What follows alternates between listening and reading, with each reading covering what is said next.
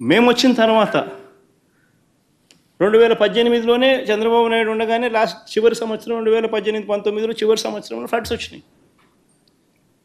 Floods వచ్చేసరికి ఏమైంది? Scouring జరిగింది, వెలాసిటీ పెరిగింది, గ్యాపుల్లో నుంచి నీళ్లు రావాలి. సో న్యాచురలీ స్కౌరింగ్ జరిగింది. సో కాఫర్ డ్యామ్ అనేది స్కౌరింగ్ జరిగింది కాబట్టి కాఫర్ డ్యామ్ అనేది ఒక రిపేరు. మెయిన్ డ్యామ్ స్కౌరింగ్ జరిగింది కాబట్టి ఫౌండేషన్ ఎగిరిపోయింది కాబట్టి దాంతో ఒక రిపేరు. కాఫర్ డ్యామ్ 2 మళ్ళీ స్కౌరింగ్ జరిగింది కాబట్టి దాంతో ఒక రిపేరు. ప్లస్ నీళ్లు పంపించేదానికి ఒక మార్గం లేదు. నెక్స్ట్ ఇయర్ మళ్ళీ ఫ్లడ్స్ వస్తే మళ్ళీ నీళ్ళెట పంపిస్తాం. సో ఫస్ట్ కంప్లీట్ చేయాల్సింది స్పిల్వే. సో మేము వచ్చిన తర్వాత స్పిల్వేని పూర్తి చేసినాం. అన్ని రకాలుగా స్పిల్వేని గేట్లు పెట్టినాం, స్ట్రక్చర్ కంప్లీట్ చేసినాం, పియర్లు పెంచినాం, కాంక్రీట్ వర్క్స్ అన్ని పూర్తిగా కంప్లీట్ చేసి స్పిల్వేని పూర్తిగా కంప్లీట్ చేసినాం. ఇప్పుడు నీళ్లు స్పిల్వే నుంచి పోతూ ఉన్నాయి. సో వర్క్ చేసుకునేదానికి ఇప్పుడు నీకు వెసులుబాటు ఉంది, కానీ రిపేర్లు అయితే చేయాలి కదా. సో కాఫర్ డ్యామ్ రిపేర్లు కూడా మేమే చేసినాం. కానీ మెయిన్ డ్యామ్కి వచ్చేసరికి స్కౌరింగ్ జరిగింది కాబట్టి మెయిన్ డ్యామ్లో రిపేర్లు చేయాలన్నా లేక కొత్త మెయిన్ డ్యామ్ కట్టాలన్నా అనేది ఒక కన్ఫ్యూజను. మళ్ళీ స్ట్రక్చర్ ఏమైనా అవుతుందేమో అని భయం. కాబట్టి నిపుణుల కమిటీ రావడము, వాళ్ళు చూడడము, తీరా వాళ్ళు ఇప్పుడు సలహా ఇచ్చే టయానికల్లా ఇంత టైం పట్టింది. ఇది పోలవరంలో జరిగిన వాస్తవం.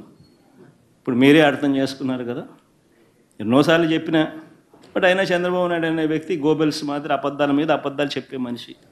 కాబట్టి ఎన్నిసార్లు చెప్పినా కానీ వాళ్ళకున్న ఆర్గనైజ్డ్ క్రైమ్ చేయదగ్గ ముఠా మా దగ్గర లేదు కాబట్టి అబద్ధాలకే ఎక్కువ ప్రచురణ జరుగుతుంది.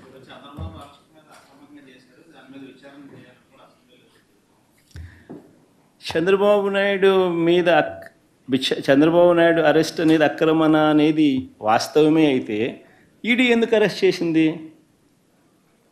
చంద్రబాబు నాయుడుతో పాటు సహ నిందితులను ఈడీ వాళ్ళ ప్రాపర్టీస్ని ఎందుకు అటాచ్ చేసింది?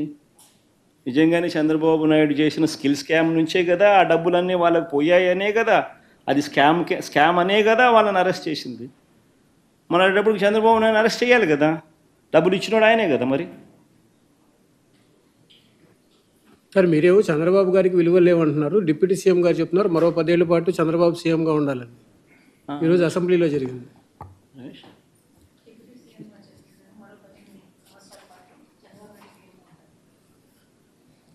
ఎవరు సీఎంగా ఉంటారు అనేది వాళ్ళు చేసే మంచి పనుల మీద ఆధారపడి ఉంటుంది. ప్రజలు వాళ్ళను ఆశీర్వదించేదాన్ని బట్టి ఉంటుంది. అంతకన్నా ఏముంటుంది?